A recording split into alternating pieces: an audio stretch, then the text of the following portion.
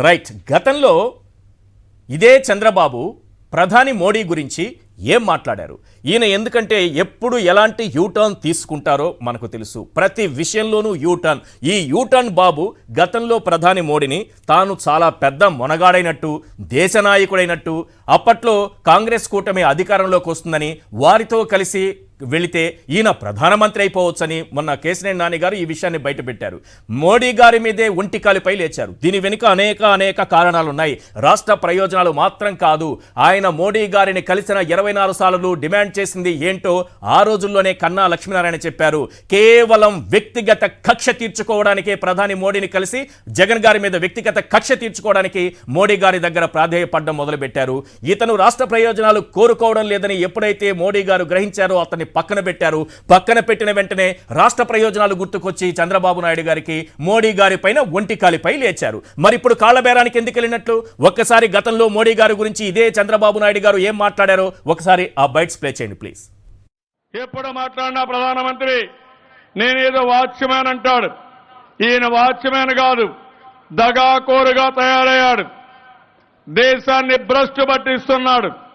ఈయనకు కావాల్సిన వ్యక్తులకి దేశాన్ని దోచిపెడుతూ మన దగ్గర మభ్యపెడుతూ ఇష్టానుసారంగా మాట్లాడే పరిస్థితి వచ్చారు. నరేంద్ర మోడీ కరుడుగట్టిన ఉగ్రవాది, మంచివాడు కాదు. అదే మరి ఇక్కడ మైనారిటీ సోదరులు ఉన్నారు. వాళ్ళందరినీ ఒకటే కోరుతున్నా, తమ్ముళ్ళు మళ్ళీ గాని మీరు గాని నరేంద్ర మోడీకి ఓటేస్తే చాలా సమస్యలు వస్తాయి. గుర్తించారా తమ్ముళ్ళు? మైనారిటీ సోదరులందరూ త్రిపుల్ తలాక్ పెట్టారా లేదా? మిమ్మల్ని జైల్లో పెట్టాలని ఆలోచించారా లేదా? ఆ మధ్య కాలంలో గోదావరిలో ఏం జరిగింది? 2000 మందిని చంపేశారు. ఆ రోజు నేను అడిగాను, నరేంద్ర మోడీ ఈ దేశం ఉండడానికి అర్హత లేదు, ఈయన రాజీనామా చేయాలని డిమాండ్ చేసిన మొట్టమొదటి వ్యక్తి నేనేనని మీ అందరికీ తెలియజేస్తున్నా.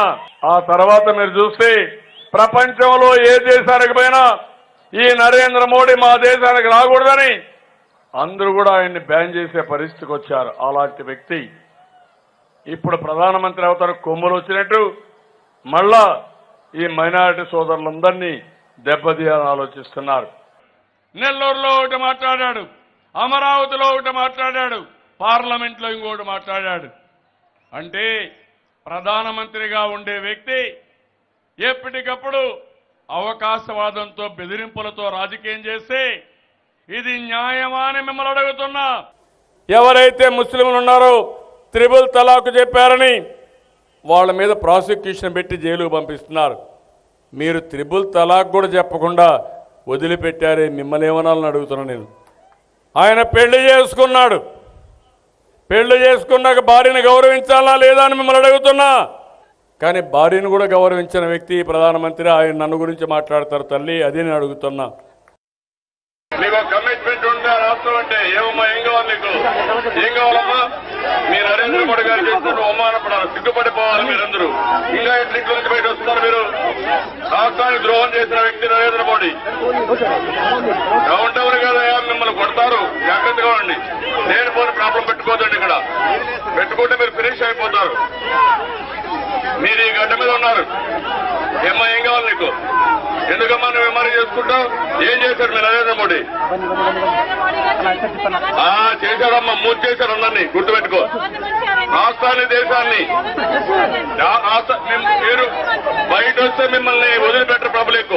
చాలా సమస్యలు వస్తాయి మీకు. తప్పు చేస్తే ఆ రోజు మీరు ఒకసారి చూస్తే అద్వానీ గారు గుజరాత్ లో జరిగిన సంఘటన, గోద్రా సంఘటన తర్వాత ఈయన ప్రధానమంత్రిగా, ముఖ్యమంత్రిగా తీసేయాలని వాజ్పేయి గారు ప్రతిపాదన పెడితే ఈయన్ని కాపాడింది అద్వానీ గారు, ఈయన్ని పెంచింది అద్వానీ గారు.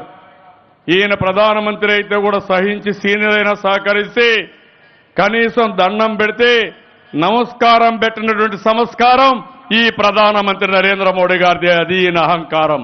సీనియర్ని గౌరవించే అహంకారం ఎక్కడా లేదు.